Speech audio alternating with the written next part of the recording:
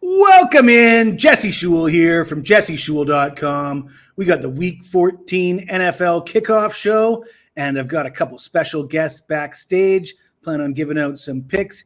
If you haven't been here before, we do a bit of a different format than most shows you've probably seen. We don't just roll out with free picks and have everybody nod and shake hands and pat each other on the back. No, I bring in guys that have different ideas than I do, and we have a little bit of a back and forth debate about it. And it's been going pretty well this season, although 2 weeks ago on this show, I went 0-3 for the first time this year. The challengers swept me. I didn't exactly get it back last week either. I was 3-3 on the two shows between college and NFL. But the two guys that are on this week weren't here last week. We got Moneyline Matt from sportsmemo.com. We got Dan Kaiser from the Insiders Room. Dan was one of those guys who was part of that 3-0 sweep over the Iceman 2 weeks ago, and I'm sure he's happy to be back, so I'm going to bring him in. How you feeling, Dan? I see you on the leaderboards over there at some of those websites you're on. Yeah, it's been going really well. I beat you a couple of weeks ago. I was so happy. I went to England for a week vacation after that win, so I'm back and ready to go. How's England? I haven't been there lately. Cold, rainy, typical England. So, well, knowing you would have had a good idea what the beer tastes like in England. How is the beer going down? Quickly. Okay. Do they still serve at room temperature? No. At least not the places I went to. All right, Dan, we're going to talk about the Indianapolis Colts, probably the hottest team in the NFL, and the Cincinnati Bengals coming off an upset win in Jacksonville. Do you want me to go first, or do you want to go first, Dan? I'll go first today. You got it. All right. Yeah, the Bengals were looking down and out. They were on a 3-game losing streak until somehow, miraculously, Jake Browning started to look like Joe Burrow, and they upset Jacksonville last week. They're back in the playoff hunt. They still got a shot to make the playoffs here. Like I said, Jake Browning looked good last week, 354 yards. Had 2 scores, one on the ground, one through the air. Joe Mixon added 2 touchdowns. The offense is starting to come around with Browning under center. But, even with Joe Burrow, this isn't a great offensive team. They're 20th in the league in points per game at 20.5. Their defense, again, is just average, giving up 22.8 points per game. But the Bengals have covered the spread in each of their last 7 games in December.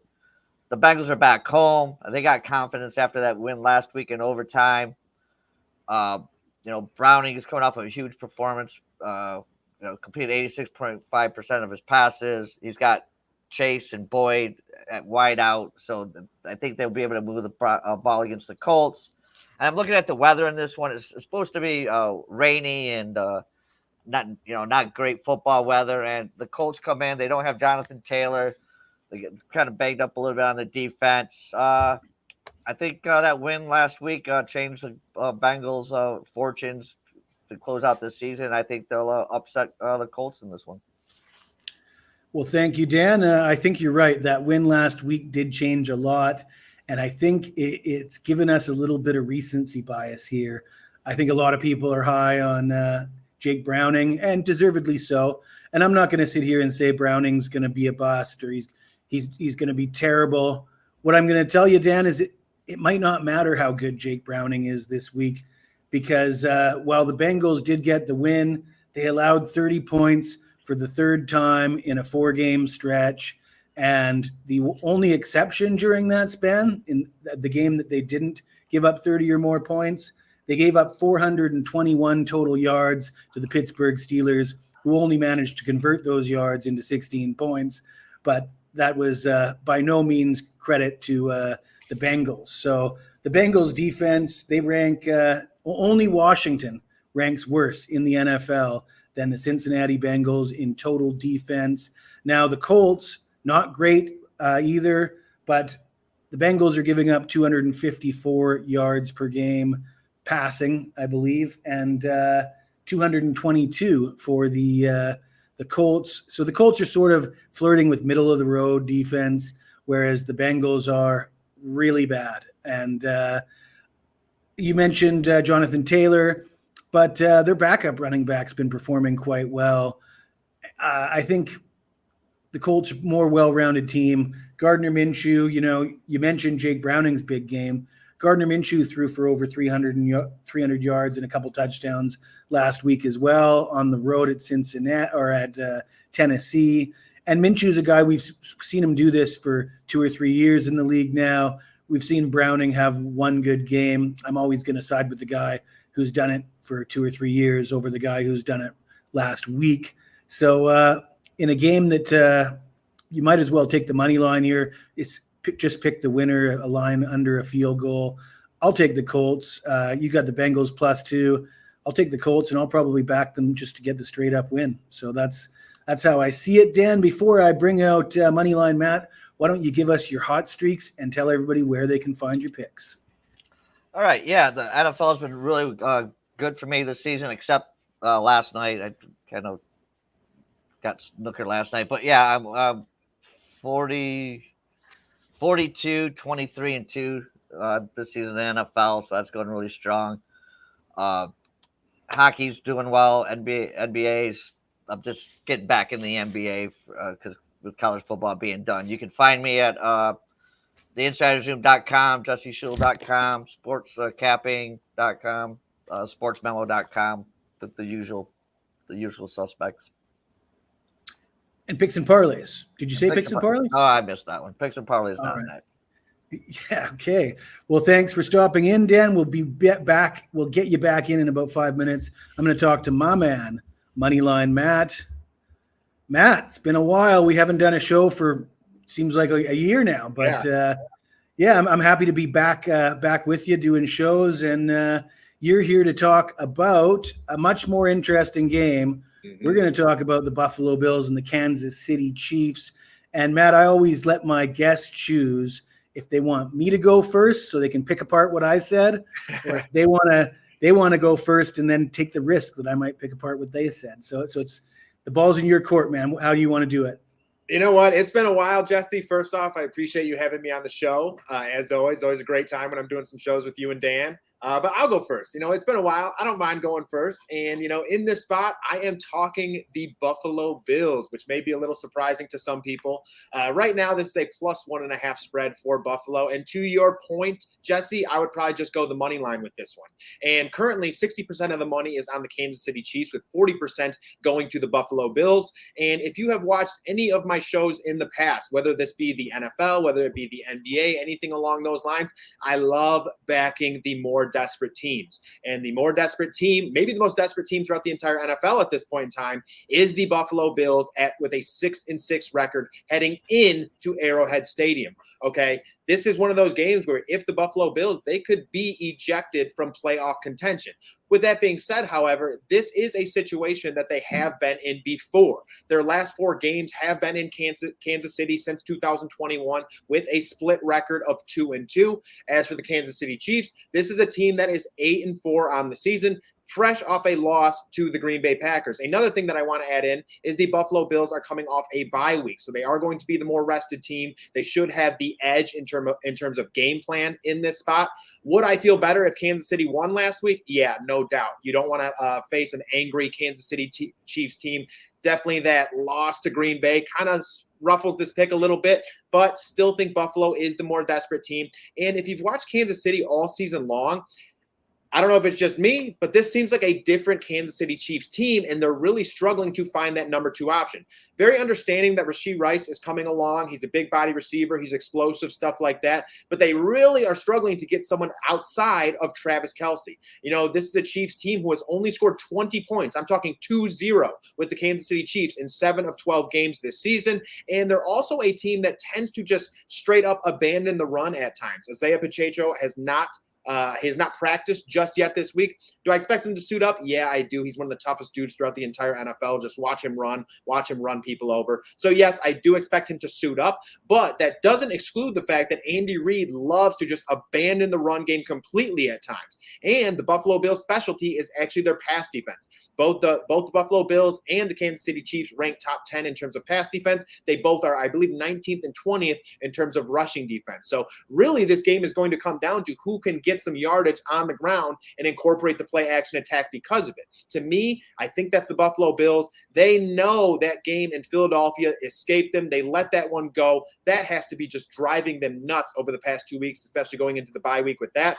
Now I think it's the Kansas City Chiefs' turn. I think the Buffalo Bills are going to go into Kansas City. They're going to right their wrongs. They're going to have that fourth quarter lead, and they're actually going to keep it this time. Again, with this being a plus 1.5, I don't really have any interest in the spread. I don't think this is going to land by a 1. Could it? Yeah, with these two teams for sure. But I would more so give the edge to the Buffalo Bills with the money line here. Again, I love going with the more desperate team. I think Josh Allen is going to start doing more with his legs. On top of that, Buffalo is at their best when Josh Allen is extending plays, when he's taking off and running and picking up easy yards rather than trying to fit it in double coverage. I think he rights his wrongs. I think the Buffalo Bills right their wrongs. I think they go to 7-6 and again start fighting for playoff contention.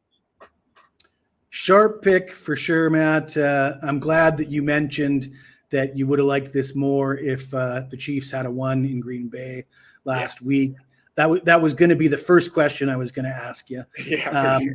And to be truthful, if the Chiefs had got that win, I'd probably be on Buffalo too. There's no doubt in my mind that Buffalo is the sharp pick for all the reasons that you outlined. You made some really strong points. I agree with everything that you're saying. I'm going to take a completely different angle, though. I also love betting on desperate teams that need to win. But in my career, I've seen that just because they need to win doesn't mean they always win. And some teams just sort of, it's like a piece of fruit that goes bad. And it just keeps on going bad and gets worse and worse. And I truly do fear that there's some off the field issues in Buffalo that I'm going to mention. You got Von Miller dealing with some allegations. I'm one that likes to say, until it's been proven, let these guys have their day in court. I don't believe in punishing people before the facts come out. So I'm not about to say that he shouldn't be playing. He's going to play, but not everybody feels that way. Whatever it is, it's a distraction it's not a positive for the Buffalo Bills. Let's put it that way. And then you have McDermott with a really odd take on 9/11. I don't know. Did you hear this in the media, No. Matt? Okay, I'll let you know what it's about. Apparently, it was a couple years ago, or maybe a year or two ago, during a practice, and he said to his team, think about the terrorists on 9/11, look at what they accomplished, and try to draw a parallel for their game plan to be successful in accomplishing something that had never been done before. Now, I mean, obviously, a bad take. Yeah. I don't know where his mind was going with that. I don't think it was meant to be sinister. I mean, they did do something that hadn't been done before, as horrible as it was.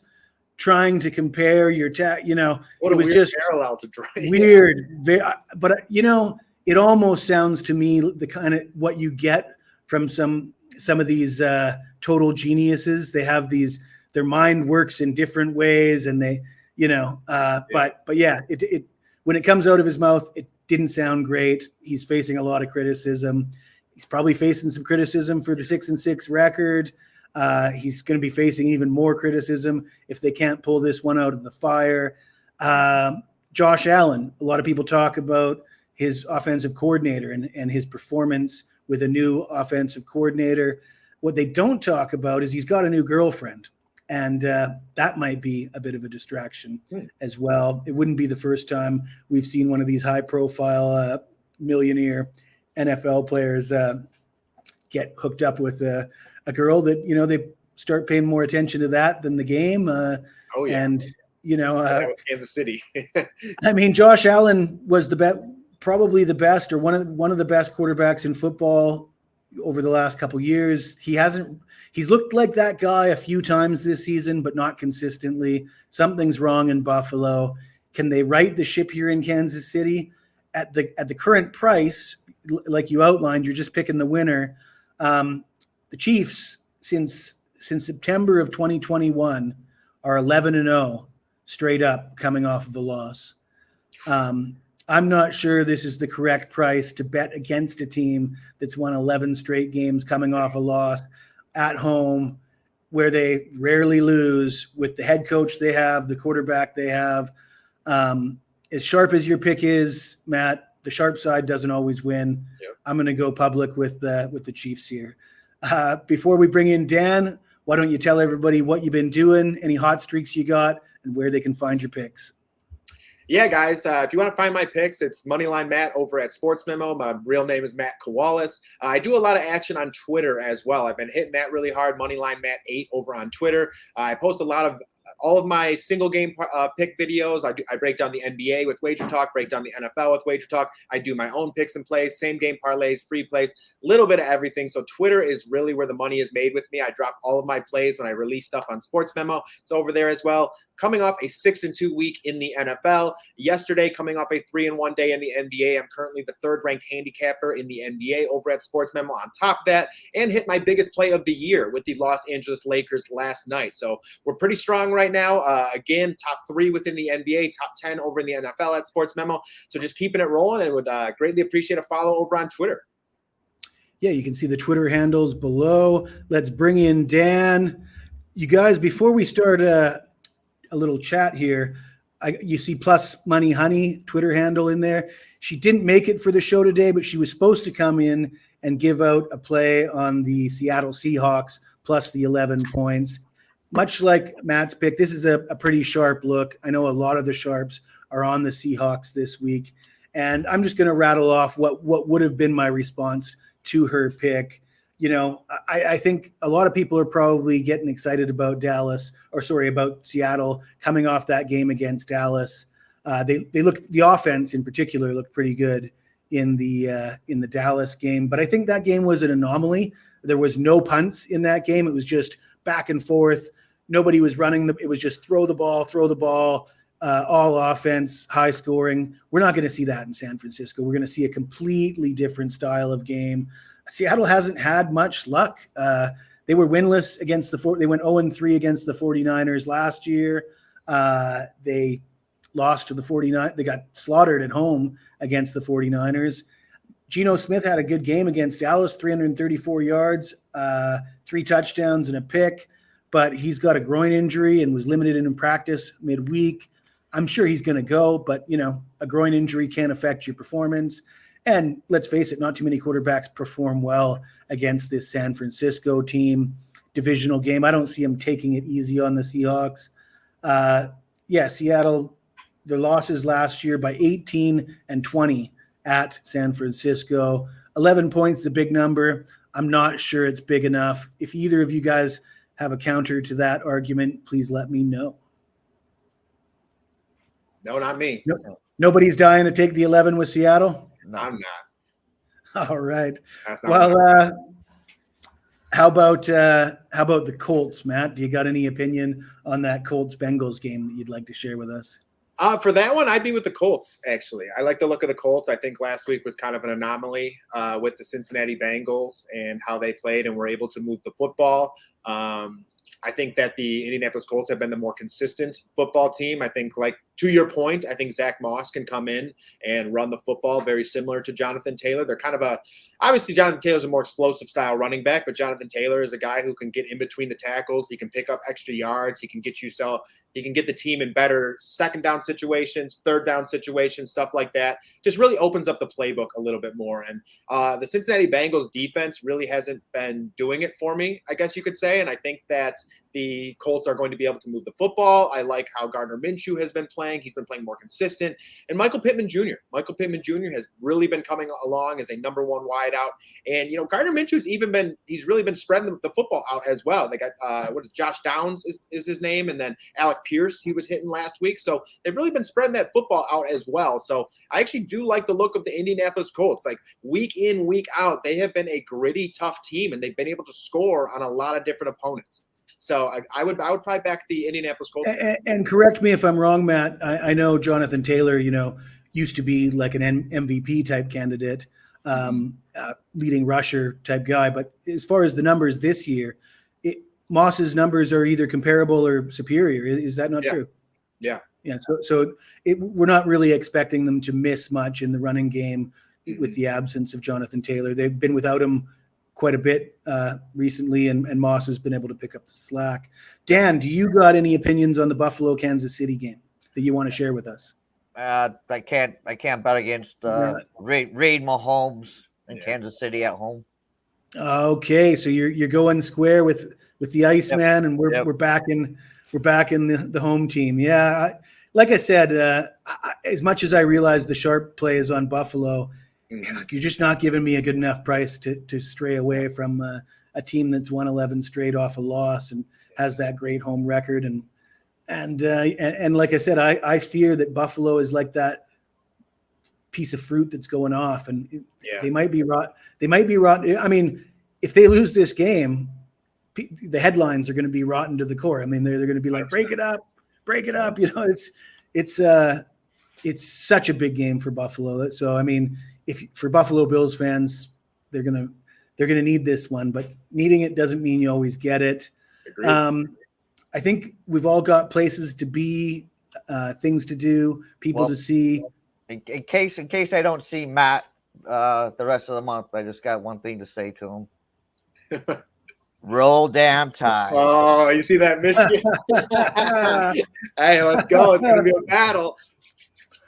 Woo-wee!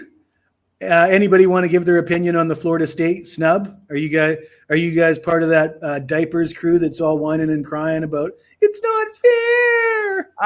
Because I think if they hadn't lost their quarterback, they would have been in. But yeah, I mean, I think they deserve to be in, but I'm glad they didn't get put in because they would have got slaughtered. And it doesn't benefit them. It doesn't benefit anybody to put them in the playoffs just so they can lose by 20 to Michigan or whoever else. So I think the committee did, it wasn't fair, but I think it had to be done. Tough decisions had to be made. Grow a pair. Man up, boys. I think your point is dead on. I don't think it was fair whatsoever. I think if you run the table and went out and you go and you beat Louisville like that as well, I think you deserve to be in. But to your point, from a fan's perspective, from a money perspective, which is always most important, a lot of people need to realize that money rules the world. Whatever's going to make the most money is sometimes what goes. And that's Alabama. That is going to be Alabama and Michigan over, Michigan and Florida State or whatever it may have been. So was it fair? No, I don't think it was fair at all. But like you said, it's a tough call. The committee was put in a really, really tough place. I'm sure everyone in Florida is pretty angry for the most part. But to me, the better game was definitely the one that was made. Michigan and Alabama is going to be the featured matchup. Roll Tide, roll. Dan, I don't think this is going to be the last time you'll see Matt. I'm hoping that Matt will be a regular guest, at least once a week or once every couple of weeks.